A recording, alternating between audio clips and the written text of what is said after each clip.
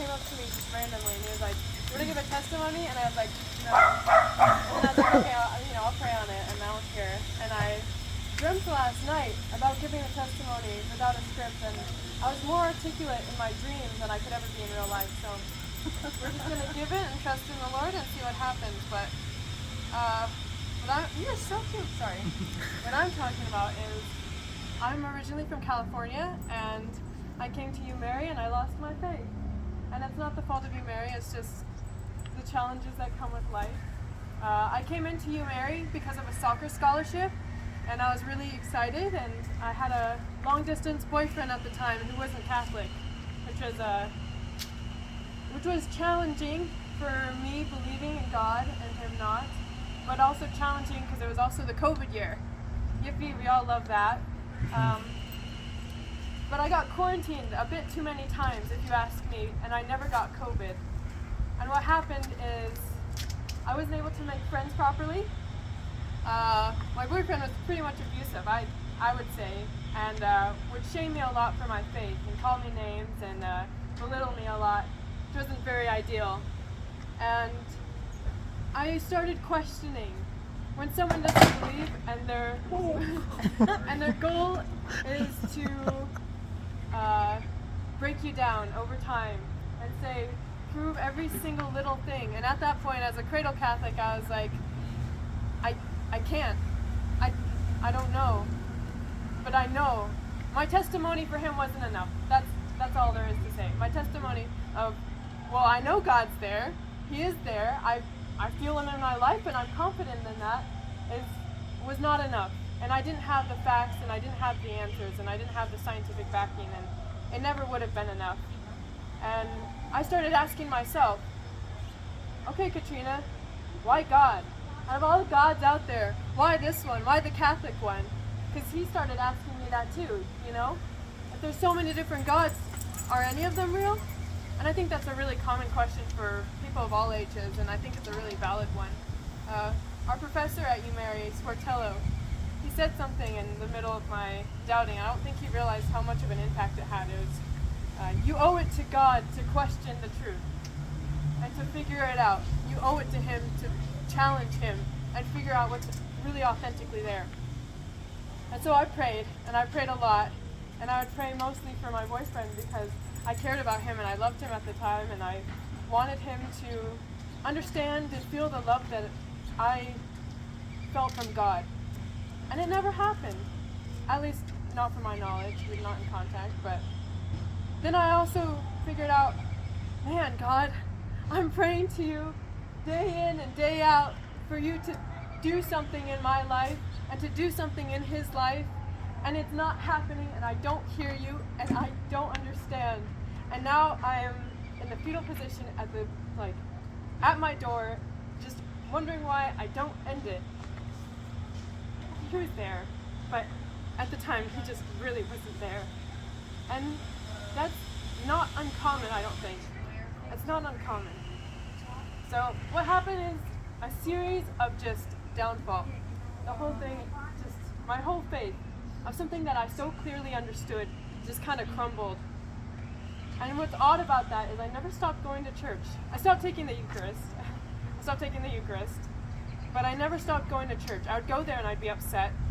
And I'd go there and I'd battle with the priest in my head. And I'd go there and I'd just usually cry. Very emotional person. And that's okay. And this was just happening over the course of a few years. Even after I broke up with him, it was still, where is God? Where is God in my life? And mostly, where is God in the lives of the people around me? My doubting was less about misunderstanding his presence in my life and more about misunderstanding the presence in the lives of the people that I love. Where is he for my ex who's just depressed, and my friends who are anxious, people who are telling me they want to commit suicide, my sister who's transgender? Where is he in their lives? But I kept showing up, and we switched churches in California because there was a lot of just kind of interesting things going on in our diocese, and we switched to a church that would always serve communion and didn't stop doing that, and was very bold in their faith. And I would show up with my parents, and they didn't really know what was going on, and I kind of hoped they wouldn't know what's going on because I didn't want them on my back about it. But it touched me, but not enough. You know, relationships are always a two-way street. And I'm a social worker now, and what you learn is you can't help someone who doesn't want to help themselves. You can't do all the legwork for them, and that's so true.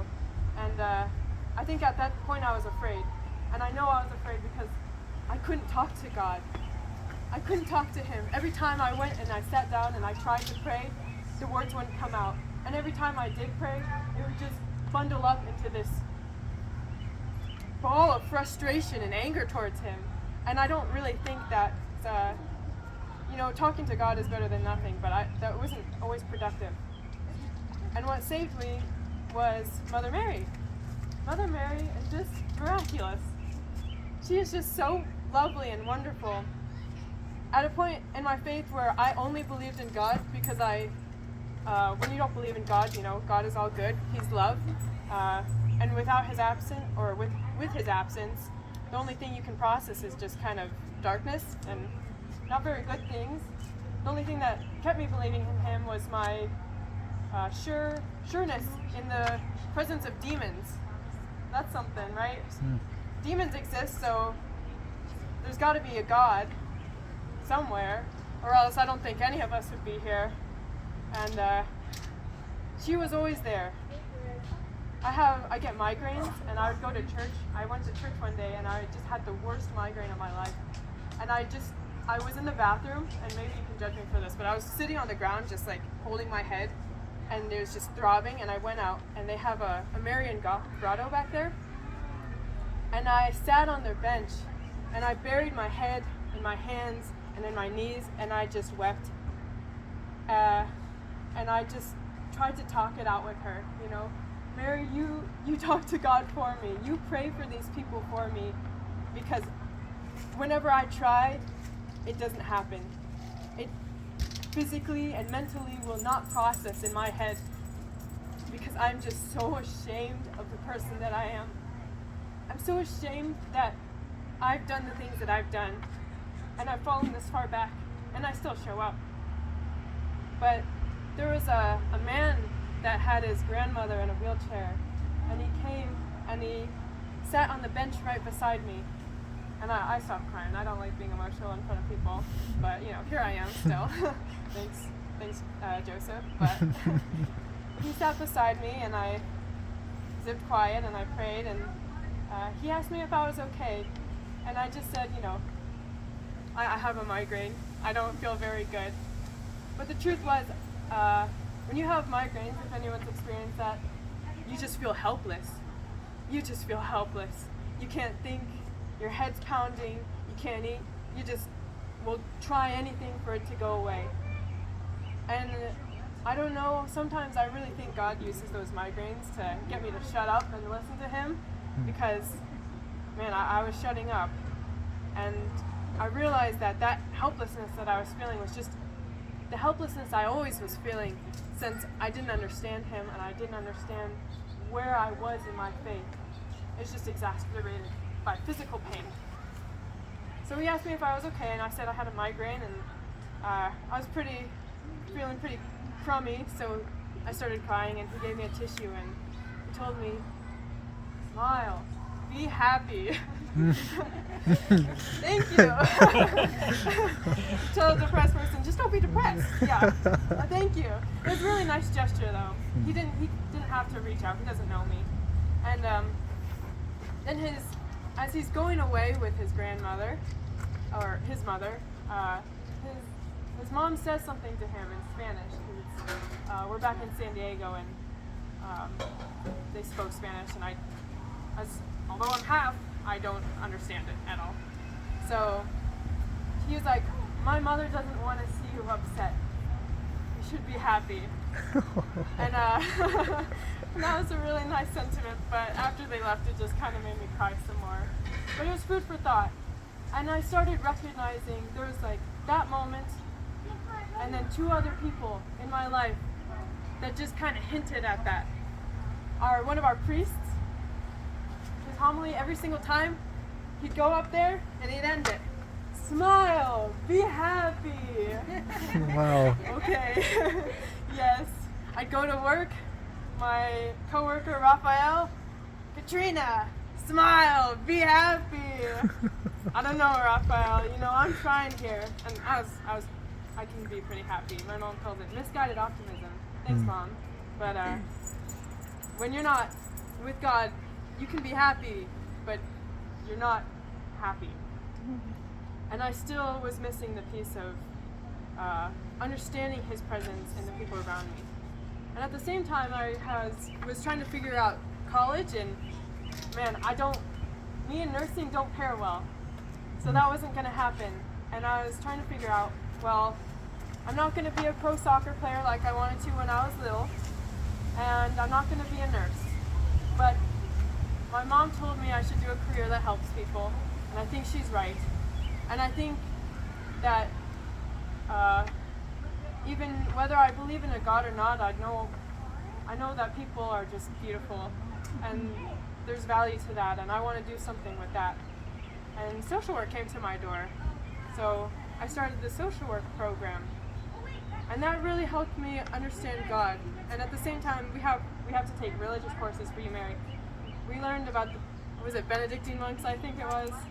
And one of the only things that really stuck out to me is whenever they open the door to a new person, they wash their feet and they see them as if they were Christ. Man, see them as if they were Christ. I don't know what it is about that. They're so lovely. And I think I've heard it a few times, and you probably all have heard it. Such simple things. Smile, be happy, see everyone as if they're Christ. But to live it out is so challenging sometimes. And so I figured, okay, I'll see everyone as if they're Christ. I'm still figuring out my faith, and I don't think that's a bad thing. I think I've grown a lot. But the point being, He was always present in my life. Every time I called out to Him, hindsight shows me that He was there. Hindsight more than I was willing to allow for Him. He was there on nights that I just did the stupidest stuff. He was there when my friends needed help. He was there for my mom and my sister. The challenge is letting Him in. And I've seen so many people reject Him. And I've done it myself. So how do I serve the Lord? And when there's so much suffering, and my love for people is not enough. It wasn't enough for my sister. It's not enough for my friends who are depressed or anxious. It wasn't enough for my boyfriend and many other people in my life. What do? You trust in God. Another easy thing, but it's real. And about a month ago, and I was talking to Joseph about this, about a month ago, I was really agonizing about that. Like, still, after all this time, I don't understand what the heck I'm supposed to do. And for a moment there, I saw Jesus' face in my mind. I saw the kind of thorns on His head, and He looked so upset and just hurt. I heard His voice say, "Why can't you trust me?" And I did a double take there, and I was like, is this one of those things that I want to hear? That I just want to hear God's voice and haven't heard it before, and it's here? And it came to me again later on in the day when I was having the same rumination of thoughts. Why won't you trust me? Why won't I? Why won't I? Relationships are hard. Relationship with God is even harder when you can't see Him. I think of doubting Thomas, Put your hand in my side. Yeah, I'm doubting Thomas. I think we all are. Why won't I trust Him? I think, in an odd sense, I had to forgive God. He did nothing wrong. He did nothing wrong at all. But I had to forgive what I thought He had done. And he has been patient with me through that. And he's still patient with me through that. And understanding that it takes an effort to be with God, and that's not a bad thing. And it takes more of an effort to be patient with other people. I look at God's patience with me in my life and continual patience with me in my life, and I hope that I can apply it to other people. So, it's a short testimony, but I'm not that old, so, and I'm a cradle Catholic, and my 4-year time span is not that long. But he just is powerful, and that's no doubt. So I'm going to embarrass myself and read something that I wrote, and it's kind of poetic, and I hate writing poetry, or reading poetry. It's not poetry, but it came from my heart one morning, so now you guys get to suffer with me. Okay. The Lord is beckoning me. He calls me not to leave his side. Through my fear, he offered me shelter. He holds my hand as I walk through the desert with him. Surrounded by gladness, he lights my path.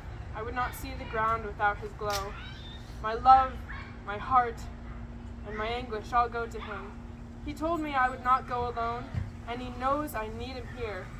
I would feel so void in the darkness otherwise, and it's all darkness. The night is never ending if you sleep through the day. The night has beauty, but only if you let it. Calling me, calling my name, he has pity on me. That was something a priest told me in confession one time. He's like, the Lord has pity for you too. It really touched me. Together we talk as we walk, and we talk during breaks. I look to him for comfort, and I trust he is there. When I fall, it is not him who trips on the roots of the ground, but my feet, my neglect, and sometimes disregard for his gentle warnings. When I drown, it is not his body going under, but mine when I do not believe in him. He told me the water was too deep, but he knows how to walk on water, and when I cry out to him, he lifts me up. He asks me so sorrowfully, so often, why I do not trust in him. Why can I not trust in him when he is always there? I fear that if he is with me, he is not with the ones I love. The Lord understands my pain and feels it with me. We cry together, and we rejoice together too. He tells me that he offers his hand to them as well, but sometimes they want to go alone. The Lord feels pity for them too. He wants to untangle them for the roots and lift them from the water, but they do not cry out. The Lord does not make me do what I want to do. He is merciful in my suffering, and I still have the choice to cry alone. I can laugh and smile and fear by myself. He told me that I was never alone, and that I could share my love. When I feel like my cup overflows, he offers his hands, cupped, ready to receive. The Lord returns my love tenfold. He shares it with the people around. They too are thirsty. So, homework. You don't have to be miserable. God is there. My testimony is very simple and reminding of that. But sometimes it's hard to know that. When you're in the midst of everything, it's hard to remember that you don't have to be miserable in your life. You can accept God's love.